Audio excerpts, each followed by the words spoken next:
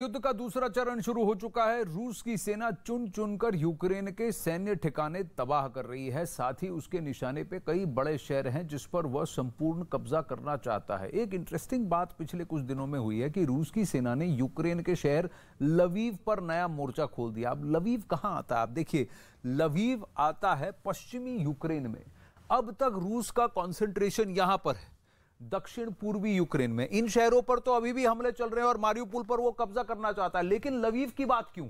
Lviv क्यों, यह समझना जरूरी है। लवीव इसलिए क्योंकि रोमानिया, पोलैंड और इन नेटो देशों से जो मदद आ रही है उसके लिए सबसे निकटतम एयरबेस और सबसे निकटतम एयरपोर्ट और सबसे खुली जगह जहां पर ऑर्गेनाइज तरीके से यहां पर नेटो ताकतों की तरफ से आती हुई मदद को यहां यूक्रेन की सरजमी से मोर्चा खोलकर रूस के सैनिकों पर हमला किया जा सकता है, तो वो एरिया लवीव है।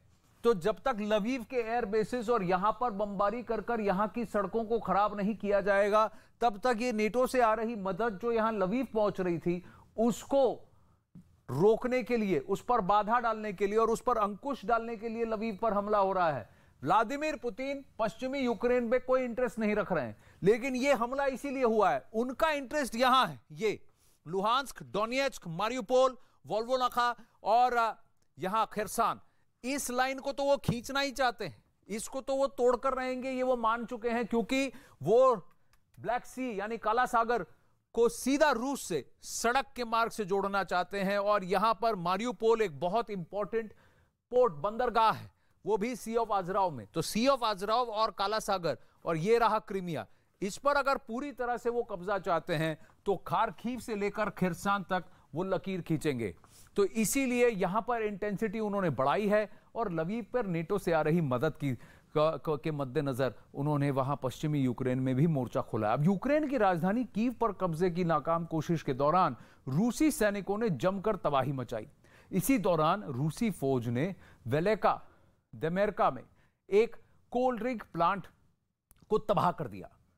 प्लांट तबाह होने से अक्सर आसपास के इलाकों में कोल्ड ड्रिंक की सप्लाई बंद हो गई। न्यूज़ 18 के अरुण कुमार सिंह इस वक्त वेलेका देमेरका में मौजूद हैं और वहां से ये एक्सक्लूसिव रिपोर्ट भेजी है, देखिए।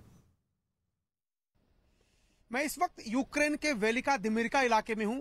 यहां मैं इसलिए आया हूं कि किस तरह से युद्ध यूक्रेन और रूस के बीच ही नहीं हो रहा है, बल्कि युद्ध अमेरिका और रूस के बीच भी शीत युद्ध की तरह ही हो रहा है।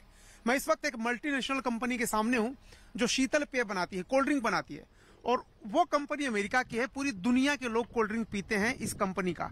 हम और आप भी हिंदुस्तान में इस कंपनी के बनाए कोल्ड ड्रिंक पीते हैं।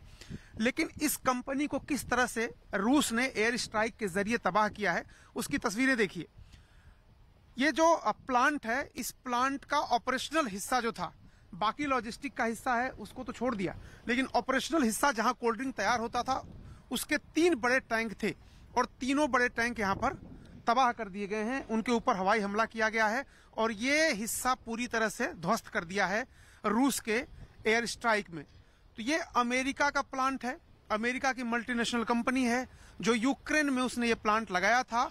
और ये जो कोल्ड ड्रिंक का प्लांट है, ये सिर्फ यही नहीं बल्कि यूरोप के कई देशों में कोल्ड ड्रिंक सप्लाई करता था। अब इसको ध्वस्त कर देने के बाद कोल्ड ड्रिंक की जो सप्लाई है बाकी जो देश थे वहां पर रुक गई है पूरी तरह से। और ये जो प्लांट है, ये जो शीतल पेय बनाने वाली कंपनी, कोल्ड ड्रिंक बनाने वाली कंपनी का प्लांट है, ये कई 100 हेक्टेयर में फैला हुआ है। यहाँ ऑपरेशनल हिस्सा मैं बार बार कह रहा हूँ, देखिए यहाँ पर जो टैंक थे 3 बड़े बड़े, इन तीनों बड़े बड़े टैंक को ध्वस्त कर दिया है। ये जो तीनों बड़े बड़े टैंक हैं इनको ध्वस्त कर दिया है और उसके मलबे आगे बहुत दूर तक फैले हुए हैं। इन खेतों में उसके मलबे फैले हुए हैं और ये जगह है जहां से इस कोल्ड ड्रिंक के प्लांट को पूरी तरह से बर्बाद कर दिया है। तो ये एक तरह से याद दिलाता है शीत युद्ध के जमाने का भी, जब अमेरिका और सोवियत संघ, आज का रूस, इसके बीच किस तरह से एक दूसरे के हितों पर कुठाराघात किया जाता था, कैसे एक दूसरे के बिजनेस इंटरेस्ट को कैसे दबाया जाता था या उनको खत्म कर दिया जाता था, किस तरह से स्पेस से लेकर जमीन तक एक दूसरे से आगे निकलने की होड़ थी, देशों को अपने हिस्से में लाने की होड़ थी, और दूसरे को किस तरह से उसके व्यापारिक हित को नुकसान पहुंचाया जाए।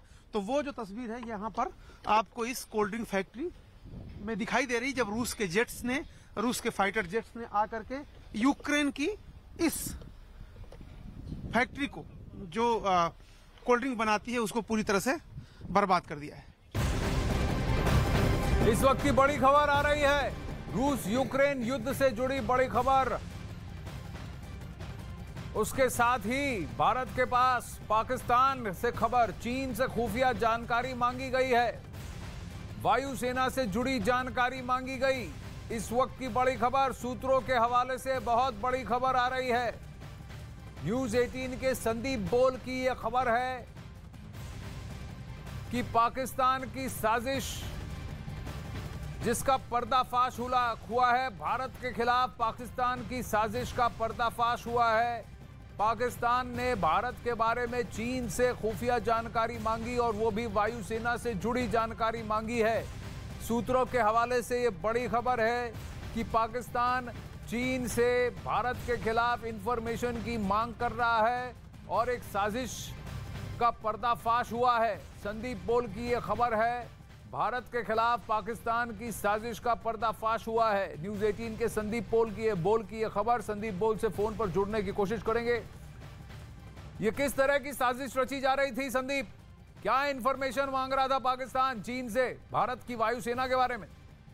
आनंद, देखिए लगातार जो है भारतीय वायुसेना अपने आप को मजबूत कर रही है और ऐसे में सबसे ज्यादा डर जो है वो पाकिस्तान को है। लिहाजा पाकिस्तान जो है अब हाई रेजोल्यूशन सैटेलाइट इमेज जो है उसकी डिमांड कर रहा है। बाकायदा वहां पे उनके जो अधिकारी हैं उन्होंने बीजिंग में पाकिस्तानी दूतावास में संपर्क किया है और उनसे कई ऐसे एयर बेसेस हैं जो कि वेस्टर्न बॉर्डर की तरफ लगते हैं, उनके जो है हाई रेजोल्यूशन जो सैटेलाइट इमेजरी है वो मांगी गई है।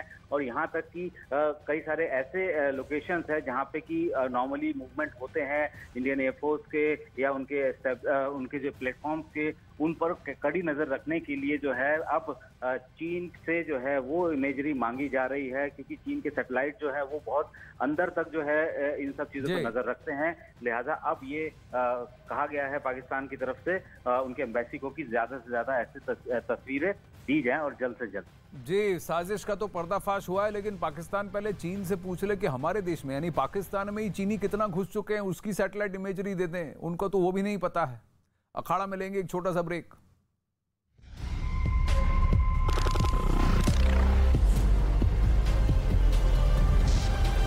उन्होंने जेलेंस्की की मदद करना जारी रखा। इस मिसाइल अटैक के बावजूद जेलेंस्की सरकार ने साफ किया कि वो झुकने वाली नहीं है। रूस के इस हवाई हमले में 10 से ज्यादा लोग घायल हुए। इन घायलों में एक बच्चा भी शामिल बताया गया। इस बीच काला सागर में डूबने वाले रूस के जंगी जहाज मॉस्कवा से बचाए गए नौसैनिकों का एक वीडियो रूस ने जारी किया, लेकिन इस वीडियो के सामने आने के बाद रूस अपने ही जाल में फंस गया और मॉस्कवा जहाज से जुड़े उसके दावों पर सवाल उठने लगे। अब तक हादसे से जुड़ी कोई तस्वीर तक सामने नहीं आई थी, लेकिन अब सोशल मीडिया पर मॉस्कवा के कुछ वीडियो डाले गए। वीडियो में जहाज से काले धुएं का गुबार निकलता हुआ दिखा। वीडियो में मॉस्कवा के करीब एक और जहाज दिखा जो शायद नौसैनिकों के रेस्क्यू के लिए पहुंचा था। मॉस्कवा पर लगी आग बेहद भयंकर थी। दावा यह किया गया है कि इस आग में सैकड़ों नौसैनिकों की जान चली गई थी। हालांकि अब तक ये साफ नहीं है कि ये आग कैसे लगी। रूस कहता आया है कि काला सागर में आए तूफान के बाद किसी तकनीकी खामी की वजह से मॉस्कवा में आग लगी, और यूक्रेन का दावा है कि उसकी नेपच्यून मिसाइल के हमलों ने रूस का सबसे घातक जंगी जहाज ढेर कर दिया। लेकिन अब तक रूस ये मानने को तैयार नहीं था कि मॉस्कवा के साथ उसके सैकड़ों नौसैनिक भी डूब गए। दावा किया गया था कि मॉस्कवा पर 510 लोग सवार थे, जिनमें 400 से ज्यादा लोगों की जान चली गई। हालांकि रूस की तरफ से इन दावों पर अब तक कुछ नहीं कहा गया था, जिसके बाद अब रूस ने एक वीडियो जारी किया। इंटरनेट पर डाले गए वीडियो में रूस के कई सैनिक एक कतार में खड़े दिखे। दावा किया गया कि ये मॉस्कवा से बचाए गए नौसैनिक हैं, जिनसे रूस की नौसेना के बड़े अधिकारियों ने मुलाकात की। लेकिन इंटरनेट पर लोगों ने वीडियो में दिख रहे सैनिकों की गिनती शुरू कर दी। एक न्यूज एजेंसी ने वीडियो ट्वीट करते हुए दावा किया कि सैनिकों की आगे वाली कतार में करीब 50 नौसैनिक हैं और कुछ नौसैनिक पिछली पंक्ति में हैं।